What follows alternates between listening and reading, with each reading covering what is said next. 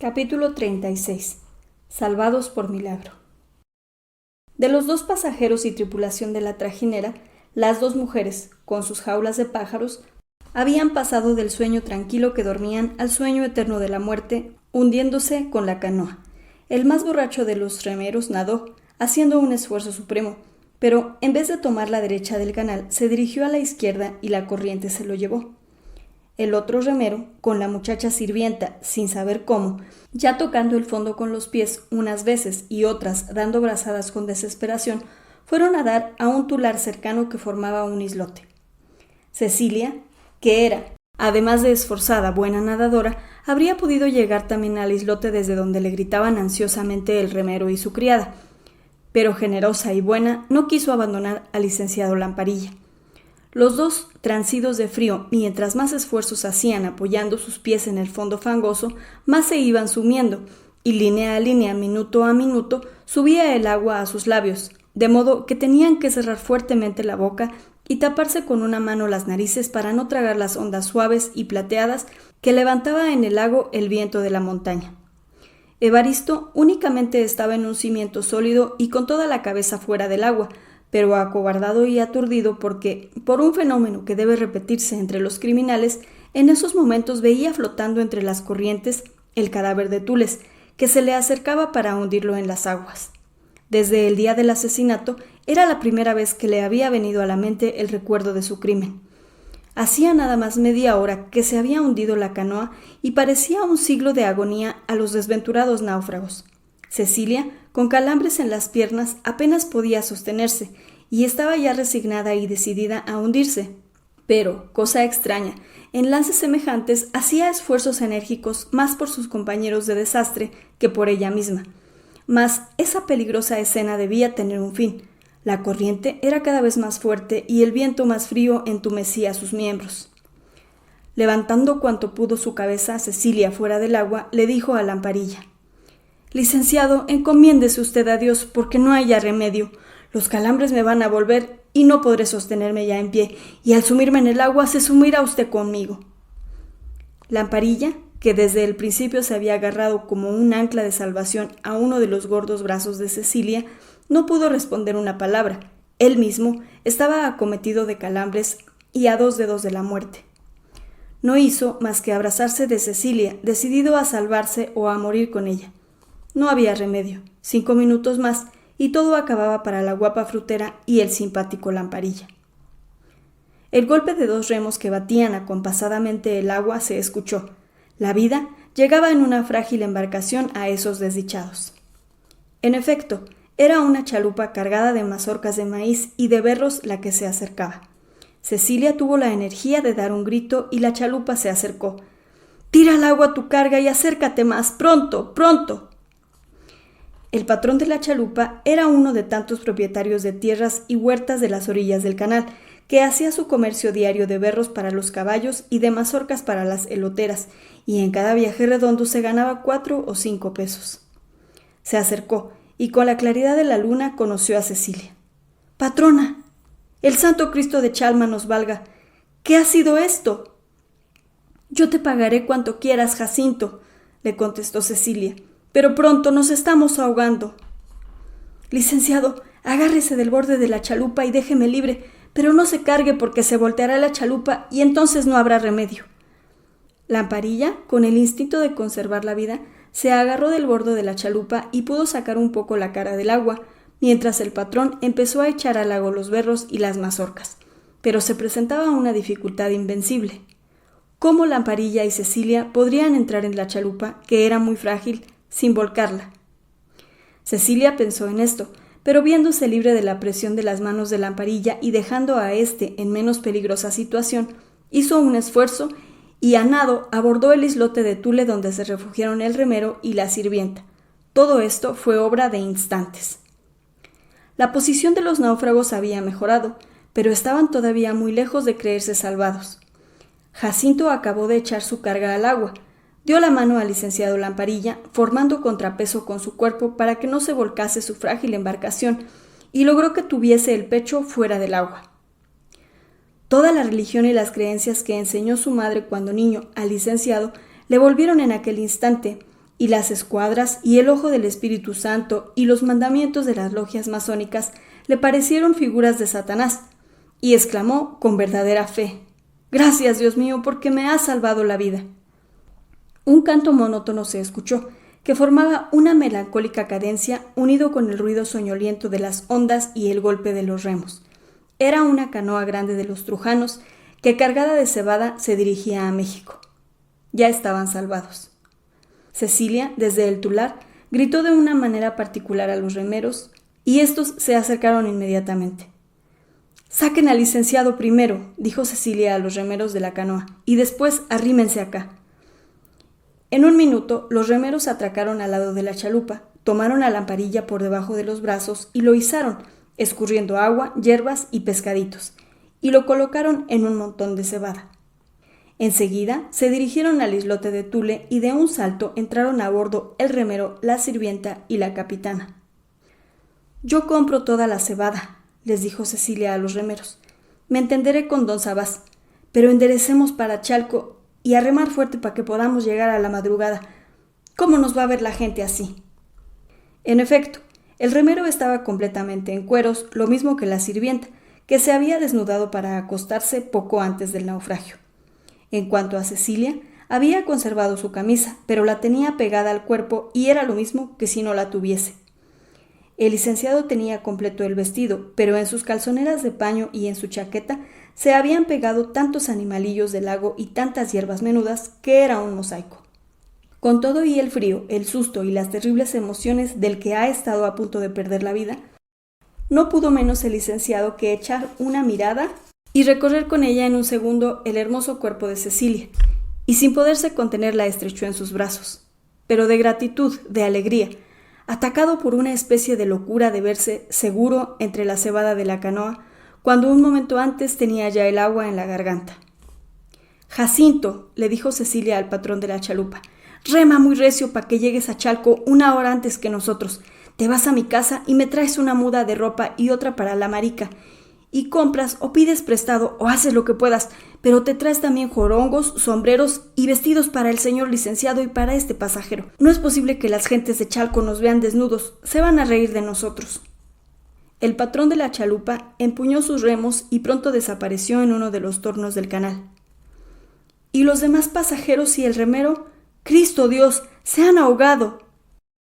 «Me tocó la suerte, doña Cecilia», dijo Evaristo, «de estar sobre los tercios de mantas, y como esos por su mismo peso se asentaron en el fondo, siempre conservé la cabeza fuera del agua». Evaristo, mientras que sacaban al licenciado, se había brincado a la proa de la trajinera de Trujano y puesto en seguridad antes que Cecilia.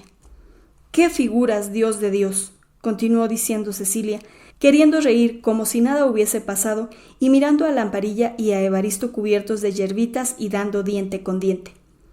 «No hay más que enterrarnos en la cebada, pues yo estoy como mi madre me trajo al mundo, y no hay que ver mucho», continuó algo enojada, observando que, a pesar del frío y del susto, los dos hombres no le quitaban la vista. «Bastante han visto, y más bien es hora de dar gracias a Dios que nos ha salvado por un milagro, que no estar pensando en otras cosas». Y diciendo y haciendo, se enterró en la cebada, que formaba, como es la costumbre para cargar lo más posible, una especie de pequeña montaña, y solo le quedó la cabeza fuera. Lamparilla y Evaristo quisieron imitarla, retirándose cada uno a los dos extremos de la canoa, pero no pudieron, y derramaron el agua, permaneciendo de pie y transidos de frío, hasta el punto de no poder hablar ni una palabra. Los remeros desatracaron la canoa y, haciendo esfuerzos que se conocían bien en el resoplido de sus pulmones, salieron en breve de aquella fuerte y peligrosa corriente y tomaron el centro del canal. A poca distancia, con los reflejos de la luna, divisaron un bulto flotante, que tan pronto se hundía como volvía a reaparecer en la superficie. Era el cuerpo del remero ahogado. Alentados por Cecilia, que les ofreció una buena gratificación, trabajaron los remeros tan bien que al amanecer llegaron a Chalco. El patrón de la chalupa ya esperaba a los náufragos. Para Cecilia trajo una muda completa de ropa, con que discreta y honestamente se vistió, cubriéndose siempre con la cebada. Para los dos náufragos pudo apenas conseguir unos calzoncillos blancos y sucios de otros remeros y unas frazadas viejas, y en ese pelaje desembarcaron en el atracadero de Chalco, sin que las pocas gentes que andaban en la calle fijaran su atención en ellos. Cecilia los llevó a su casa, donde, aunque en una especie de revoltura y de descuido, menos en la pieza en que ella dormía, no faltaba nada para un lance como el que había ocurrido. Desayunaron con un apetito como si en 8 días no hubieran comido. Lamparilla y Evaristo se enjuagaron y limpiaron.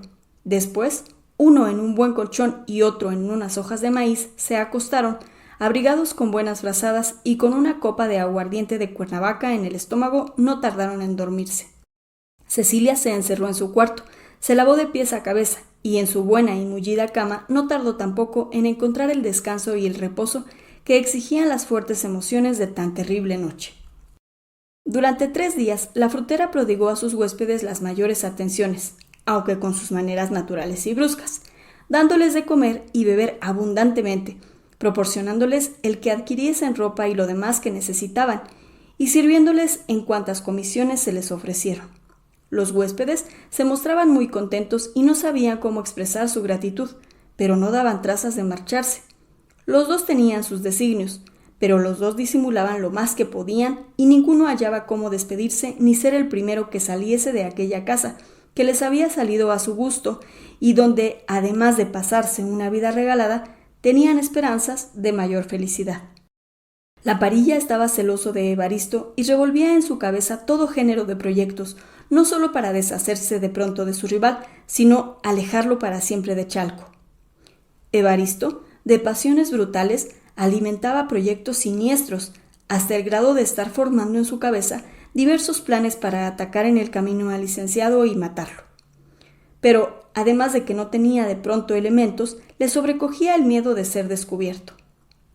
Cecilia, fastidiada y asombrada de la calma de sus huéspedes, se decidió a cortar las dificultades en que se encontraban. Aprovechando una corta ausencia del tornero, habló a Lamparilla. «Oiga, señor licenciado», le dijo, «mi casa y lo que tengo es de usted, sin que me quede nada dentro, y no lo hago por el dinero. Pero yo no tengo en el pueblo más que mi pobre honra, y ya ve usted que no está bien que 2 hombres estén viviendo en mi casa. Ya saben las gentes la desgracia que tuvimos y que di a ustedes un rinconcito, pero ya van 3 días. Precisamente de esto te quería hablar, Cecilia. Tienes razón. Espero que mi criado llegue a México con mis caballos, ropa y cartas de recomendación que se perdieron en el naufragio, para marcharme a Meca. Pero ya que se trata de que nos separemos, te haré una pregunta, pero me contestas con verdad. Ese hombre, que no sé por qué se me sienta en la boca del estómago, ¿se va a quedar aquí? Poco me conoce usted, señor licenciado. No soy muy fácil, y para entregarme un hombre sería menester que lo quisiese mucho. Y en caso de echarme por lo malo, lo haría mejor con usted, que al fin es una persona conocida y decente, que no con ese figurón que sepa Dios quién lo parió. «¿No sabes cuánto te agradezco lo que me acabas de decir?», le contestó muy entusiasmado Lamparilla.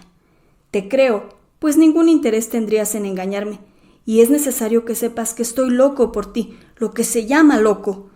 Y si no te resuelves a quererme, seguro que a mi vuelta a México, en vez de ocuparme en mis negocios, me tendrán que llevar a San Hipólito». «¡Ah, qué señor licenciado tan chistoso!», dijo Cecilia, echando una franca carcajada de risa. «¿Con qué loco por una frutera? ¿Por una trajinera? Si yo me resolví a ahogarme, fue por no abandonar a usted. Eso nada tiene de particular, pues así debe uno obrar con el prójimo. Y sí, consentí en que me tuviese abrazada toda la noche. ¿Qué había yo de hacer? Yo pensaba que si le quitaba a usted las manos de donde las tenía, se iba a sumir y que no habría modo de sacarlo. Pero no por eso vaya a creer. Agradecido, y por toda la vida. Tú me has salvado de la muerte más terrible y más ridícula. Ahogado, como quien dice, en un charco de agua y comido por las ranas, por los juiles y por los mezclapiques. Te aseguro que se me han quitado las ganas de volver a viajar por el canal, y mejor haré las jornadas a caballo. Pero dejemos esto, que es triste. ¿Te enfadarás si te doy un abrazo? Lo que es eso no, y ya puede. Lamparilla no la dejó acabar, sino que se precipitó sobre Cecilia y le dio un abrazo tan apretado que con todo y ser ella ancha y fuerte de pechos y espaldas, poco faltó para sofocarla. Al desprenderse, le tronó un beso en medio de los labios gruesos y húmedos. Cecilia respiró se sonrió y se limpió la boca con su brazo redondo y cubierto con una suave pelusilla negra. «Lo que debía usted hacer, señor licenciado, antes que otra cosa», le dijo Cecilia sin darse por recibida del ardiente beso, «es mandar hacer 2 milagritos de plata y un retablo para colocarlos en la capilla del Señor del Sacro Monte, pues a él me encomendé, y él nos ha salvado enviándonos a Jacinto con su chalupa y después a la canoa de don Sabas Trujano. Creía que ya el frío del agua me entraba a los huesos, con todo y que están cubiertos de buena carne». Y Cecilia mostró al licenciado su otro brazo desnudo. «Un cuarto de hora más, y usted y yo nos vamos al fondo, abrazaditos como marido y mujer. De mi cuenta corre. A mi vuelta a México mandaré pintar el cuadro en la Academia de San Carlos, y tú estarás allí retratada en miniatura. Ya arreglaremos eso. Los milagritos representarán uno a ti y otro a mí, hincados de rodillas, implorando con las manos juntas el auxilio del Señor del Sacro Monte. Así se usan, y así los mandaré a hacer al platero Martínez, y a ti te regalaré no sé qué, porque quiero darte hasta mi camisa». «No se moleste ni piense en eso, señor licenciado», le contestó Cecilia. «Con el retablo y los milagritos quedó contenta. Gracias a Dios, no falta algún dinerito para reponer la trajinera y volver a trabajar. Si usted logra echar de la plaza a ese tal San Justo, que es el que debe de haber hecho un agujero en la canoa, volvería yo a tender mi puesto allí, y antes de 6 meses ya estaría ganando lo que se perdió en esta vez». Tan interesante conversación, al menos para Lamparilla, fue interrumpida con la llegada del criado que volvía de México con los caballos, la ropa y las nuevas cartas de recomendación del teniente de la garita de San Lázaro, el cual felicitaba al licenciado por la fortuna con que había escapado de la muerte.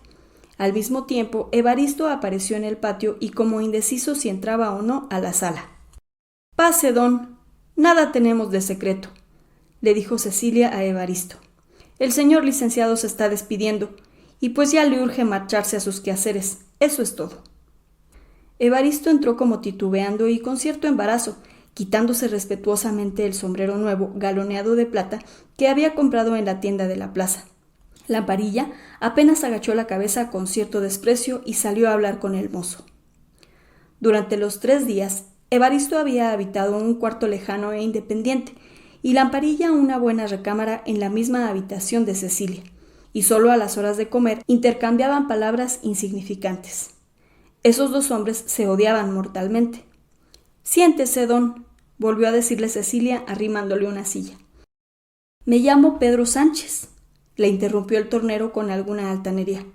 «Soy de tierra adentro, vendí una casita y con algún dinerito vengo por acá a comerciar y a trabajar para ganar mi vida. Por fortuna o por la voluntad de Dios, tenía bien amarrados en la cintura mis ahorritos y aquí los tiene usted». Evaristo sacó de su bolsillo un puñado de monedas de oro y sonándolas las mostró a Cecilia. «Guarde su dinero, que cada cual es dueño de lo suyo, y no le voy a cobrar nada por haber estado 3 días en esta casa, que al fin mi canoa fue la que tuvo la culpa. Lo que quería decirle es que como el licenciado se marcha a sus quehaceres, y no es que tenga miedo a los hombres, un regimiento a mí no me espanta, pero las gentes son habladoras, y no quiero que nadie tenga que morderse los labios por mí. ¿Lo entiende usted, don?» «Ya tengo un cuarto en el mesón», le contestó Evaristo, «y no había necesidad de que me echara de su casa». «Ah, ¿lo toma usted a la mala?», dijo Cecilia con cólera. «No me faltaba más que eso. Métase a ser completa con las gentes y así sale una». «No, nada de eso, doña Cecilia», le interrumpió Evaristo refrenándose y cambiando de tono. «Y antes, para que vea que no hay malicia, me hará favor de tomar estas arracadas de coral que le compré en la tienda cuando fui a buscar este sombrero». Cecilia cambió también de tono y tomó en la mano los aretes que le presentó Evaristo. «Están muy bonitas», le dijo, «y hacen juego con mis gargantillas. Y las tomo, pero le he de dar lo que costaron, pues así no creerá que me quiero pagar de la comida y alojamiento de estos días». Evaristo insistió en que las recibiera y Cecilia en rehusarlas, hasta que por fin convino en guardarlas, pero entró en su recámara y volvió a poco con 2 chapetones de filigrana de plata. «Pa' su sombrero, que vi que le hacen falta», le dijo a Evaristo dándole las chapetas, «y no averigüemos más». Evaristo, lo mismo que el licenciado, tuvo los más vivos deseos de declarar su amor a Cecilia, pero se contuvo y lo dejó para mejor ocasión. Despidióse de Cecilia tendiéndole la mano, que ella rehusó, y salió del patio. Lamparilla, que había arreglado su maleta, reconocido el cincho y las arciones y calzado las espuelas, montó en su caballo. Un último abrazo desde aquí, Cecilia, y hasta la vista. Si de regreso te encuentro, bien, y si no, volveré dentro de unos días con los milagritos de plata y un pintor de la academia para que te retrate y se pueda hacer el retablo. Los dos iremos juntos a colocarlo a la capilla del Señor del Sacro Monte.